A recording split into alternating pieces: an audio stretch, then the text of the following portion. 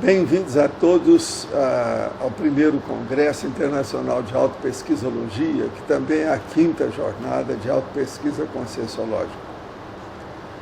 Nós vamos falar sobre autopesquisologia, ou seja, a pesquisa que a pessoa mesma procede, desenvolve, investiga, analisa, faz abordagem técnica. A análise, antes de mais nada, é exegética, é exegese. É o processo da hermenêutica. É a pessoa ciscar, ela procurar investigar. Isso é que é o processo que nós chamamos aqui de pesquisa. O termo real mesmo é experimentação. No caso, é autoexperimentação. Agora, a partir disso, nós temos a conscienciologia. A conscienciologia estuda e pesquisa a consciência, ou seja, você. Então, é um processo que envolve a condição do pesquisador ou da pesquisadora. Sendo assim, isso é totalmente diferente da ciência convencional. A ciência convencional, a da academia, a da universidade, aquela que é aceita oficialmente em todas as revistas e na mídia científica, ela prima por determinados princípios que exclui a pessoa do pesquisador ou da pesquisadora. Então, veja bem, o certo, o correto, o princípio, os fundamentos da ciência convencional, eles exigem que o investigador fique o mais distanciado e isento possível da pesquisa.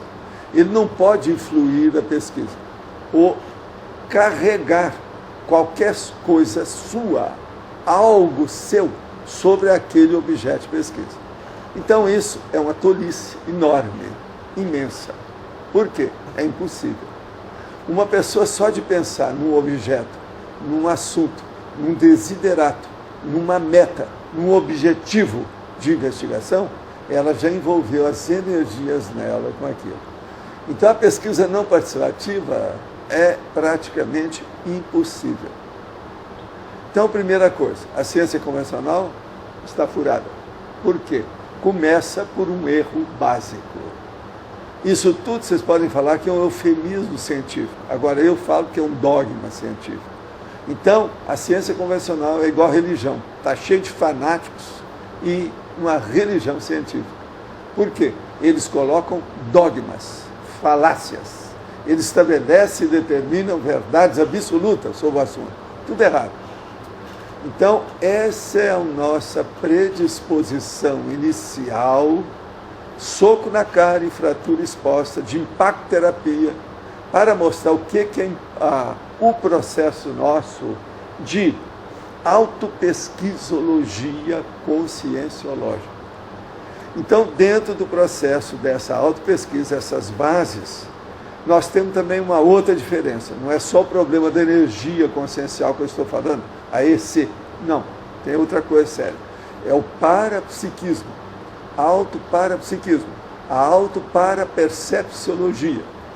Então, nós, dentro da conscienciologia, analisamos a consciência de modo não só do corpo, mas de todos os veículos de manifestação. Nós chamamos isso de holossoma, a holossomatologia. E outra coisa, nós não analisamos a consciência apenas nessa dimensão, mas em todas as dimensões que existem. Então, é a multidimensionalidade. Agora, a partir dessa condição, nós vamos ver, então, que a nossa abrangência ela é cosmovisiológica. Ela não é monovisiológica, ela não é materiológica, ela não é eletronótica. A ciência convencional, nós já demos um nome há muitos anos, que ela é eletronótica, ou seja, são os fanóticos e psicóticos do elétron. Só vem o elétron. Eles não veem que eles têm uma consciência que é muito além, acima e mais séria do que o elétron. Agora, a partir disso, então, vamos entender. Colocando o processo da paraperceptibilidade, ou do autoparapsiquismo, dentro das pesquisas da pessoa, ela tem que começar a analisar os processos. Então, eu divido em 3 condições isso aí. Primeiro, o seguinte: a autopesquisa, a pessoa tem que ver quais são os seus autotrafares, o seu megatrafar e o seu megapensene pessoal do pesquisador. Com isso, então, ele vai ver qual é o megatrafor que ele tem. Porque nós só podemos combater os trafares, através dos megatrafores, que a gente já dispõe. A maioria daquelas pessoas que nós trabalhamos, praticamente mais de 90%, são intermissivistas, ou seja, fizeram o curso intermissivo antes de ressomar, antes de renascer aqui. Essas pessoas são polivalentes e versáteis. E elas têm autoconsciência de uma parte básica do problema da programação existencial. Então, isso ajuda para a pessoa analisar e identificar o megapensene pessoal que ela possui, que ela emprega, que ela usa, que ela desenvolve. Então, a partir disso, é o processo pessoal do pesquisador. Além disso, o pesquisador ou a pesquisadora tem que olhar quem é que são seus companheiros dentro da autopesquisa. Por quê? Uma pessoa pode fazer uma heteroavaliação do pesquisador, se ele pedir, através, por exemplo, do conscienciograma. Isso ajuda. Agora, é necessário, então, que a pessoa veja o seu círculo de relações. Qual é a equipe que ele tem? Qual é a inventariologia do seu trabalho, dos seus, vamos dizer, tudo aquilo que a pessoa tem como inventário de bens para ser aplicado na autopesquisologia. Então, qual é aquele conjunto, as coleções de trabalho intelectual, mental, somático, instrumental que você tem para aplicar também na sua autopesquisa? Isso também é muito importante. Você tem biblioteca pessoal sua? Essa biblioteca é baseada em quê? Qual a natureza dos livros que você gosta mais de ler, de estudar, de pesquisar? Sem leitura, não há pesquisa. Sem leitura, não há processo de investigação de alto nível. Uma outra coisa, toda pesquisa, mesmo a pessoal, tem que começar na holoteca e tem que acabar na holoteca. Por quê? Às vezes você está pesquisando um tema que diz respeito à sua pessoa, que já tem 1000 outros que já pesquisaram. É o caso de você rever o trabalho deles e examinar o que pode aplicar de novidade para ver o que você é diferente dos outros. Não existe consciência igual a outra. Ninguém é idêntico, nem gêmeos idênticos são iguais. Não há identidade absoluta em ninguém. Então, a partir disso, nós vamos estudar então o quê? A pesquisa, a autopesquisa sua, interassistencial. Se você está na vida e não ajuda os outros, você está perdendo sua vida. Quem vem a essa dimensão, nesse nível consciencial da intermissibilidade, do curso intermissivo, da cosmoética, da prioridade, do princípio da descrença, ele tem que ajudar os outros. Se ele não está ajudando os outros, se ele não faz interassistencialidade, ele está perdendo tempo. Para isso, então, nós temos que estudar o processo que nós começamos a falar aqui, da energia consciencial. Então, você domina o EV, o estado vibracional? Você faz o arco voltaico, crânio chacral? A partir disso, é bom ver o manual da TENEPS e ver se você já tem capacidade para enfrentar a TENEPS. A TENEPS precisa do autoparapsiquismo para ajudar as consciex e consis. E outra coisa séria, a TENEPS é para o resto da vida. É o compromisso mais sério que a pessoa pode, vamos dizer, firmar nessa vida humana. Porque enquanto a pessoa estiver válida, o certo é ela se dedicar ao processo da TENEPS e o trabalho é diário. Agora, a partir disso, então, nós temos aí já algumas orientações ou determinações ou linhas de atividade que você pode pesquisar. Primeira coisa, ninguém está livre de autopesquisa. Ninguém conhece totalmente a si mesmo. Ninguém, por exemplo, é capaz de enfrentar o conscienciograma com 95% de possibilidade de acerto. A maioria erra redondamente. conscienciograma. Conscienciograma que eu estou falando, que tem aí 100 folhas de avaliação para a pessoa ver o que ela é e o que ela não é. De modo que é muito importante esses dados simples que nós estamos falando com essa veemência toda. Agora, a partir disso, então, vamos ver o problema do holopensene, que é a atmosfera, a egrégora, o local que a pessoa vive, o ambiente. Então, a primeira coisa, você tem uma base física e essa base física é energeticamente blindada. Isso é muito importante para fazer sua autopesquisa. Outra coisa, qual a sua profissão? A sua profissão é doadora ou não? Existem profissões que são doadoras.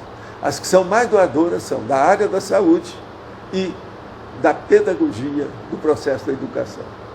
Agora, junto com isso, como é a sua vida para ver as relações mais sérias? O primeiro próximo que você tem perto de você, além do processo daquele participante do casal incompleto, é a sua dupla evolutiva. Nessa dupla evolutiva você tem um duplista, ou a duplista, ou o duplista. Isso é muito importante.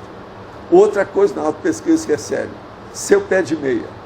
Se a pessoa não tem pé de meia, se ela não tem uma noção econômico-financeira, para ela se libertar e não ser escrava dos outros, nem de parente, nem do advogado, nem de médico, nem de alguém qualquer, ou do professor ou qualquer coisa, ela tem que ter liberdade de ação, livre-arbítrio, manifestação própria dela mesma. Então, a partir disso, é muito importante ela ter um pé de meia. Outra coisa, dentro dessa condição externa, básica da própria vida, a programação existencial exige, para a pessoa sair melhor, coordenar, ordenar, disciplinar os seus próprios trabalhos. Então, com isso, ela precisa de um processo sério. Quais são os projetos de pesquisa que ela tem? A curto prazo, a médio prazo, a longo prazo e a longuíssimo prazo. Longuíssimo prazo, às vezes as pessoas não entendem, mas, por exemplo, qual é o seu trabalho, ou a Mega GESCOM, a sua matéria ou obra-prima que você vai fazer o autorrevezamento? Isso é a longuíssimo prazo, porque atinge essa vida para atingir as próximas. Então, vamos entender. Dentro disso, então, antes de começar o processo todo, você tem que ver, você está ainda na fase preparatória ou na fase executiva da sua autoproex, da programação existencial.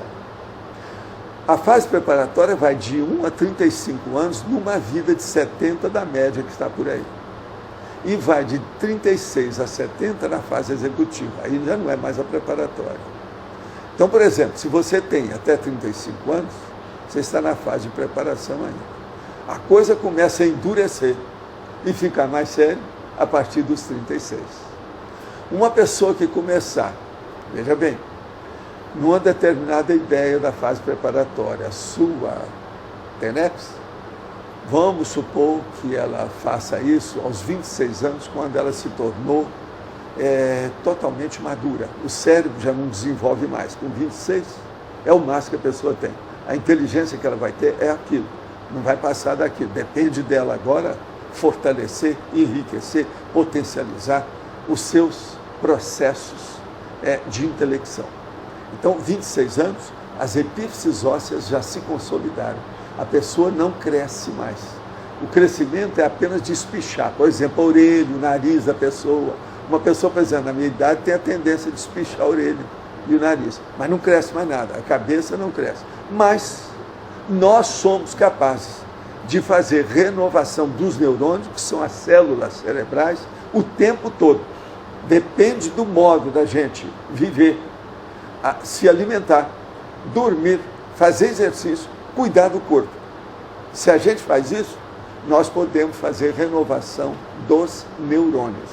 E isso vai influir em toda a neurotransmissão, todos os processos de glias, de dendritos, dos componentes do processo neurológico do nosso cérebro e do nosso cerebelo. Então, a partir disso, vamos entender bem. Você está Em qual período? É a primeira resposta que você tem que dar na sua autopesquisa. Você já pode começar nesse instante, se você ainda não começou. Você está na fase preparatória ou na executiva? Responda para você. Agora, então, nós vamos notar que esses princípios sustentam ou planificam o processo do paradigma da consciência, que é você estudar sua própria consciência. O paradigma consciencial é a própria consciência, é o instrumento da sua pesquisa. Então, isso é muito diferente do paradigma fisicalista, que exclui o pesquisador, como nós começamos a falar para vocês aqui que estão me ouvindo. Então, a primeira coisa, os principais métodos e técnicas utilizadas na autopesquisa. Vamos evidenciar o desenvolvimento disso no âmbito principalmente do parapsiquismo. Então, por exemplo, você já faz projeção? Quem faz projeção já está lá na frente do processo da pesquisa para fazer o processo da autopesquisa. Porque através da projeção, a pessoa entra na descoincidência, ela vai ver a condição do processo do holossoma, ela se manifesta melhor e ela chega a priorizar com mais acuidade, com mais hiperacuidade, com mais excelência, com mais exatidão, com mais limpidez a sua realidade e aquilo que ela precisa. Agora, o processo sério. Qual é o seu momento evolutivo hoje? O que você faz? Como é que é? Olha tudo aquilo que eu falei até agora, observa o que é que entra nessa condição e veja a sua atual condição. Primeiro, você tem laptop? Uma pessoa para fazer autopesquisa precisa ter laptop. E esse laptop ela deve andar com ele. Outra coisa, não é laptop coisinha pequenininha, compactado, coisa aí que tapeia, não. Uma coisa, pelo menos, eficiente, de adulto, de pessoa madura, veterana. Senão não adianta. Ali você deve colocar todas as suas ideias. E deve andar com ele. Por quê que deve andar? Porque você tem ideia na hora que você está longe, com outra pessoa, em algum ambiente diferente. É muito importante você estar na autopesquisa full time. Quer dizer, tempo integral, o tempo todo, em qualquer lugar, a qualquer hora, seja com quem quer que você esteja. Então, esse laptop, eu considero que é a sua caixa de campo. Ou seja, a caixa de campo, aquela que um técnico leva, por exemplo, o eletricista leva uma caixa de campo para ver o processo do poste, a 1 quilômetro de distância da casa dele, para ver a situação. Isso é a caixa de campo. Então, você tem que ter uma agenda prática, objetiva, palpável, concreta. Então, o laptop pode conter isso tudo. Você coloca arquivos nele sempre. E outra coisa, faça backup. De vez em quando, tira a cópia daquilo tudo e guarda num lugar, em papel. Às vezes também vale a pena.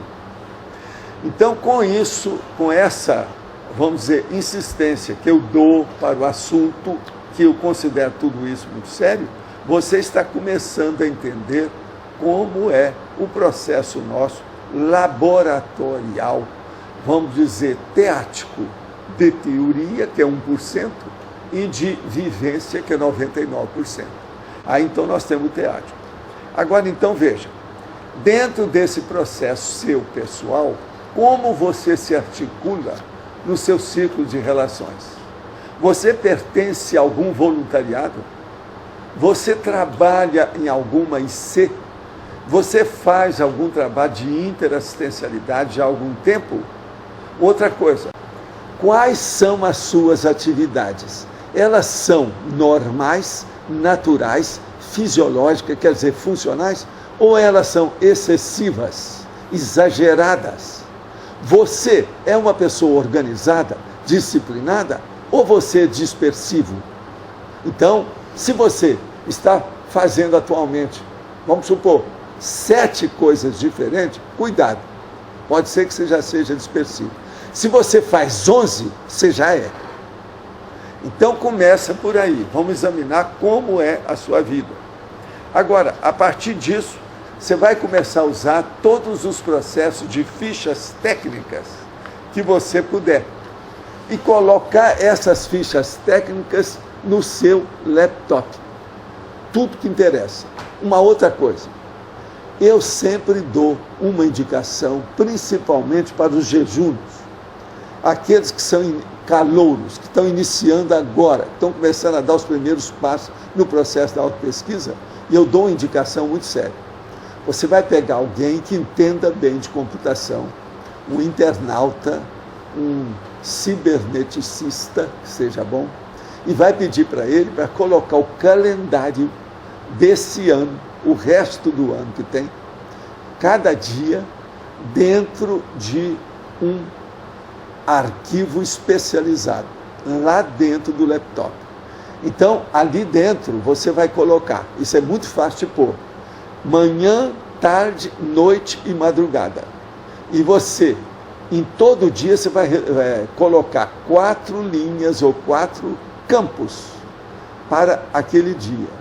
Isso é ótimo para você manifestar as suas ideias e anotar aquilo que interessa com a datação própria de uma agenda. Ali é uma agenda, com o calendário, com a folhinha. Você tem todos os dias, etc. E cada dia desse, dentro de um tamanho adequado, você tem lá 4 itens e 4 campos para cada dia. Isso aí vai organizar a sua vida. Porque você pode colocar tudo que você errou naquela hora, tudo que você acertou naquela hora, o que foi importante, que conclusão que você chegou. Coloque ali. Uma outra coisa, anote tudo que na hora você julgou importante. Ou aquilo que é uma coisa, vamos dizer, extra-pauta, surpreendente, diferente, que é inédito, aquilo que é o inaudito, aquilo que não foi falado, e você deve colocar no laptop.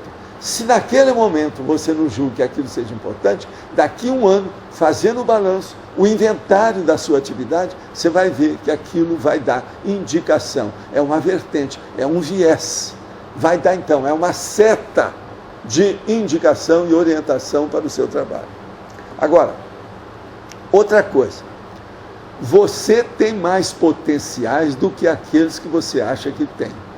Quanto mais jovem é a pessoa, menos ela identifica a qualidade, a quantidade, o volume e a profundidade dos seus potenciais. Então, presta atenção, uma coisa muito séria, é clarear direitinho a potencialização do desenvolvimento do seu binômio entre o parapsiquismo, a cosmoética, a autopesquisa no seu cotidiano. O cotidiano, ele não é só durante o dia, ele é diuturno. Ele pega o dia e a noite. Isso que é o cotidiano. Vamos entender bem isso. Agora, outra coisa, a projeciologia, que o Instituto Internacional de Projeciologia e Conscienciologia estuda, programa, desenvolve e dá curso, é extremamente importante. E tem um livro que eu demorei 19 anos para fazer, que é Projeciologia, que é uma panorâmica sobre o assunto. Isso aí pode ajudar demais as pesquisas. Só o livro Projeciologia tem mais de 30 técnicas para a pessoa saber como descoincidir os seus veículos de manifestação. E outra coisa, para aplicar essas técnicas, a pessoa nunca deve ter uma técnica só que ela gostou, que é a predileta dela, que é o favorito, ou o método favorito que ela escolheu. Não, ela deve ter umas 5 técnicas que ela conheça bem. E ela deve usar, conforme o dia, uma ou outra, ou até 2. Por quê? Uma pessoa, ela faz projeção, ou ela mexe com parapsiquismo, ela desenvolve algum processo de energia. Um dia, ela comeu mais, por causa do aniversário da pessoa, aquela técnica que ela usa para fazer projeção não vai atuar. Por quê? Ela está com um processo gastrointestinal sobrecarregado. Então, pense bem nisso. Uma técnica que todo mundo na projeção deve usar, tecnicamente básica, é o processo do domínio da energia, ou seja, assimilação simpática e desassimilação simpática, ver como é que isso funciona dentro do estado vibracional, e uma coisa seríssima, é observar dentro dessas condições as reações que a pessoa tem. Anotar, só as manobras com energia tem 40 básicas. Então, como é que você vê o fluxo da energia? Como é que instala o campo? Há algum processo, por exemplo, de enriquecimento da energia que vem de fora? Isso tudo é muito importante, porque, às vezes, eu já encontrei com pessoas que não entendiam nada de conscienciologia. Nós fomos examinar, ela já conseguia acessar até as centrais extrafísicas de energia. Então, como é? Às vezes, você que é totalmente jejuno, já consegue acessar uma central extrafísica e você nem está sabendo disso. Então, é a sua capacidade ociosa. Essa capacidade ociosa tem que ser pesquisada, examinada, ver o que você está deixando de fazer, que você está jogando fora, está desperdiçando os seus potenciais, suas potencialidades, aquilo que você tem. Então, é muito importante pensar nesse processo. Agora, a coisa mais séria na projeção é a pessoa não ter medo de consciência. Ela tem que enfrentar aquilo que vem e não ter medo. Se a pessoa tem medo, deve desistir de tudo e não deve nem ouvir essa peroração que eu estou fazendo aqui. Esqueça isso. Se a pessoa está com medo, vai a um psiquiatra, a um psicólogo, vai combater o processo da medorreia. Isso aí tem muita coisa que pode estar envolvendo. Agora, se a pessoa já deixou de ter medo, ela já pode fazer projeção, ela supera essa condição, a situação é melhor desse modo. Agora, de modo geral, o que eu tinha, o meu processo básico, o que eu tinha que falar é isso. Eu quero agradecer a todos os congressistas, aqueles que derem ouvidos ou atenção a essa preleção que eu estou fazendo rápida aqui, e desejo a todos good luck. Né? Vamos em frente. Bom dia, professor. Bom dia. Nós temos aqui algumas perguntas dos participantes do Congresso de Autopesquisologia sobre o tema, né, autopesquisa, para o senhor responder.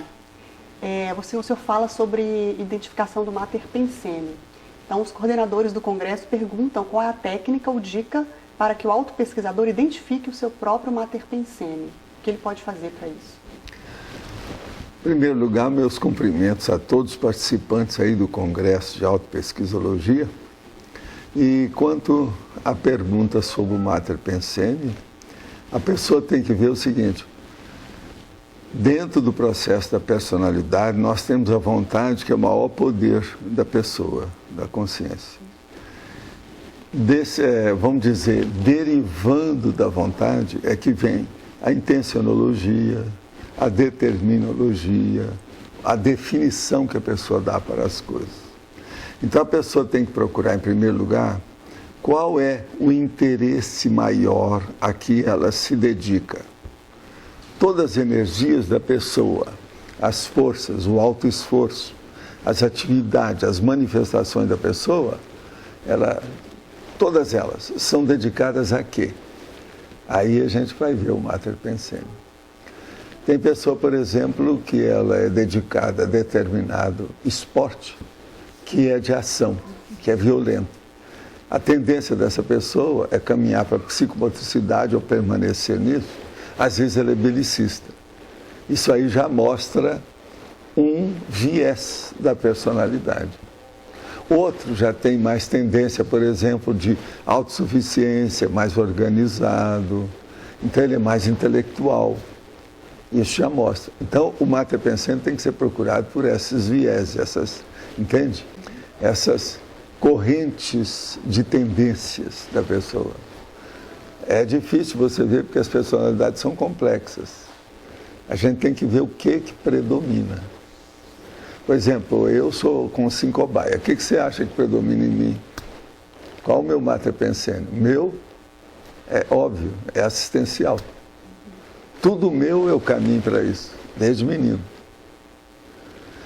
Entende como é que é? Por isso que agora, o assistencial, a pessoa leva isso para a energia, para o atendimento ao público, tem uma vida pública inevitável.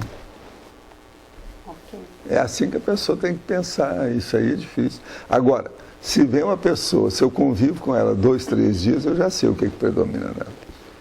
Cada parapsicosfera, as tendências, os posicionamentos. A pessoa vê quem é. Então, a autopesquisa tem que começar primeiro pelo conscienciograma. É o ideal para a maioria que não sabe nada, ou que ainda não está a par desse princípio da conscienciologia, o corpus da conscienciologia. Então, o conscienciograma, ele já dá um viés, sabe? Uma indicação para a pessoa ver onde é que ela se situa. Ok. Tá? Bom, o professor Maurício Salles, do IPC de Belo Horizonte, ele pergunta: qual é a importância da projeciologia no âmbito da autopesquisologia? A autopesquisologia, ela é muito séria porque define a evolução da pessoa. Antes de pensar em projeciologia, a pessoa tem que pensar na FEP, a ficha evolutiva pessoal. A pessoa tem que pensar assim: como será a minha ficha? Ela tem um saldo mais ou menos bom ou não? Então, a partir disso que a pessoa tem que ver o que ela tem que suprir nas deficiências, fissuras, as deficiências das manifestações da pessoa.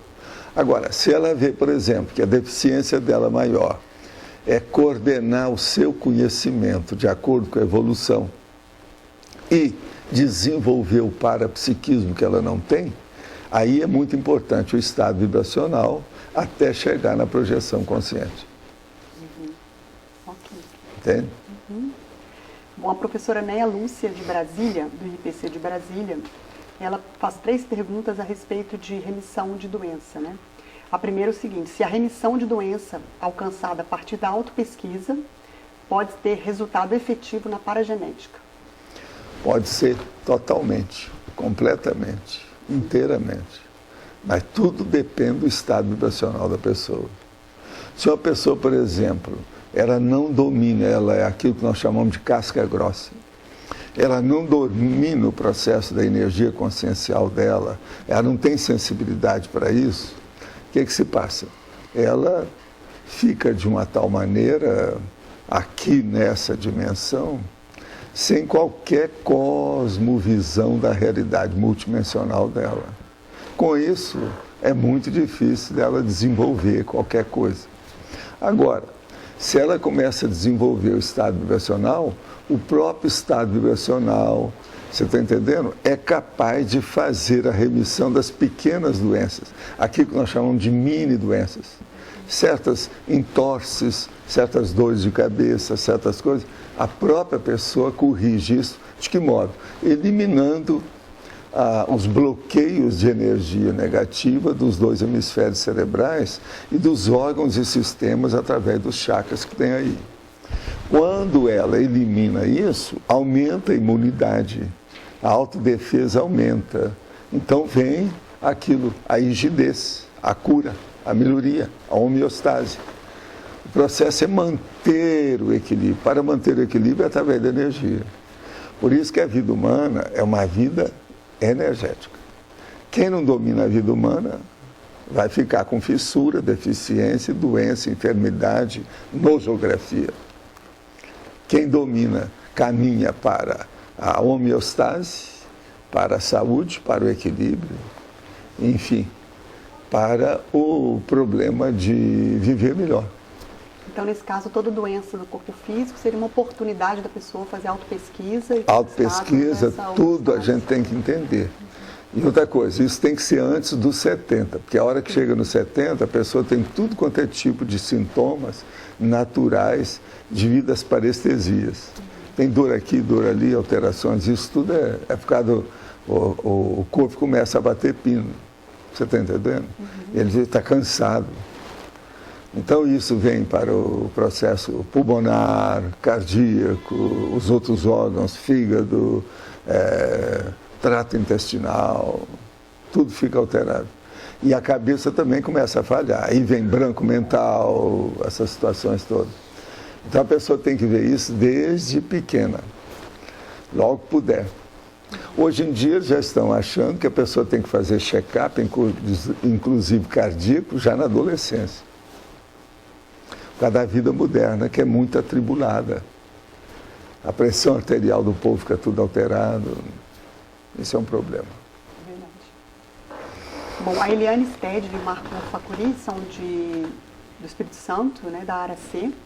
Eles perguntam que para utilizar na prática o princípio cosmoético que aconteça melhor para todos, é necessária a eliminação das expectativas diante da autovivência. E do que depende essa eliminação completa dessas expectativas, aquelas mais sutis? Não é que vai eliminar a expectativa. A pessoa tem que aumentar as expectativas, mas em função do outro. Isso.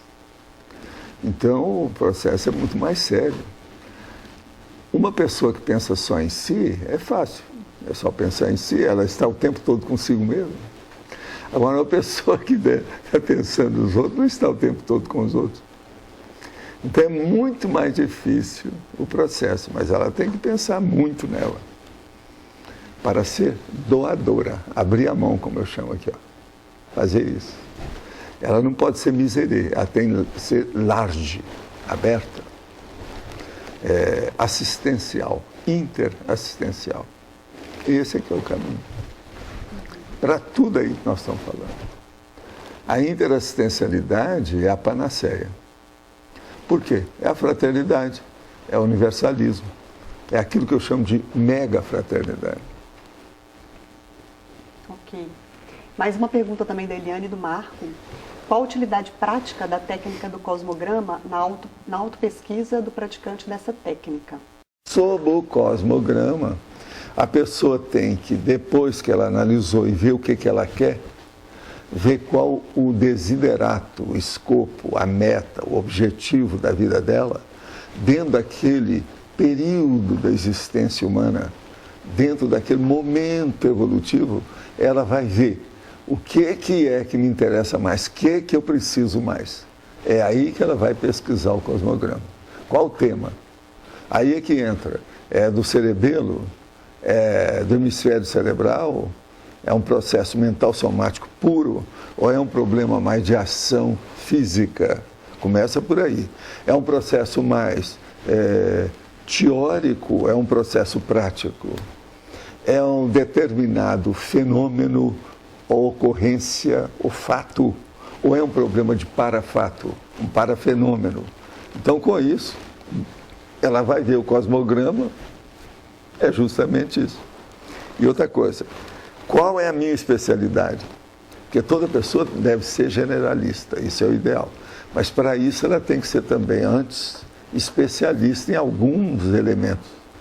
Não adianta nada o profissional, por exemplo, que sabe 10 centímetros de todas as linhas de conhecimento. Não tem nenhuma linha de conhecimento que ele tenha 1 quilômetro de profundidade de conhecimento. Ele tem que ter profundidade de certos conhecimentos para ele ter capacidade de juízo crítico sobre os outros conhecimentos. Entende? Então o cosmograma também é muito importante para ajudar a pessoa. Por isso que aqui no Holociclo nós temos o cosmograma. Tá? Bom, uma outra pergunta da Mariane Jacobi. Ela gostaria que o senhor fizesse um breve comentário sobre a relação autopesquisa, autodesassédios e resgates provenientes das recins, promovidas pelo processo de autopesquisa. Se a pessoa não faz uma autopesquisa, quer dizer, se ela não define a si própria, ela não sabe a condição natural dela nesse momento evolutivo. Se ela não conhece o momento evolutivo, ela não pode estar pensando em retrocognição, que ela não vai saber nada. Então, primeiro, ela tem que saber quem ela é, o que ela tem, a tendência que ela mostra, como é que é.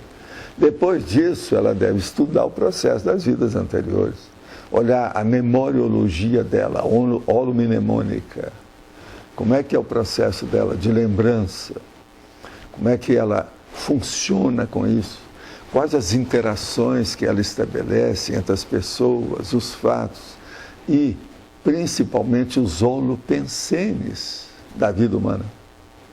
Com isso, ela pode chegar a um processo do passado. Tem pessoa, por exemplo, que quer logo entrar no processo do passado porque ela tem assédio. Ela tem lembranças, ou ela sente o assédio, às vezes desde a infância, alguma coisa nesse sentido. Mas, em primeiro lugar, tem que ver por que ela teve aquele assédio. Por que que ela sofre ainda isso? Por que que ela está envolvida ainda numa interprisão grupo kármica?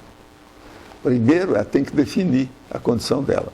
Agora, depois que ela definiu e viu por que que ela chegou ali, ou por que que ela ainda se auto-vitimiza naquela condição, porque a maioria dos processos de assédio é a auto-vitimização. Porque sem o auto-assédio não há o hétero-assédio. É a pessoa que permite, ela deixa, ela evoca, ela acata, ela acolhe o assediador, entende? Então, primeira coisa, a pessoa tem que ver o que é que ela pretende hoje. Para isso, ela tem que se analisar.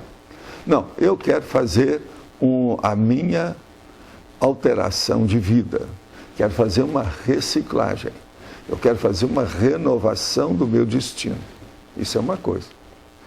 Por exemplo, no Instituto, algumas vezes eu encontrei com várias pessoas que a gente designava uma boa função para ele desenvolver, fazer assistência aos outros, trabalhar dentro da docência e outras coisas mais, a pessoa recusava. Não, eu não quero melhorar tanto. Então ele queria se acomodar, fazer um negocinho, fazer um desconto dentro daquilo que ele permitia, só alguma coisa. Isso tudo é tolice, ainda é uma pessoa elementar, rudimentar, superficial. Ele ainda não viu a profundidade do processo da consciencialidade. Tá certo? Então nós temos primeiro, de tudo isso que nós estamos fazendo, por isso que esse congresso é importante. Se a pessoa conhecer a si mesma, ela não conhece nada. Primeiro tem que conhecer o egão, para acabar com o umbigão, acabar com o processo subsérvio abdominal, o porão consciencial, e caminhar para o processo mais amplo, aberto, você está entendendo? Da interassistenciologia. Aí ela vai chegar na TENEPS, ela vai chegar na OFIEX, ela chega no complexo e ela vai chegar na autoesperticidade. O que mais?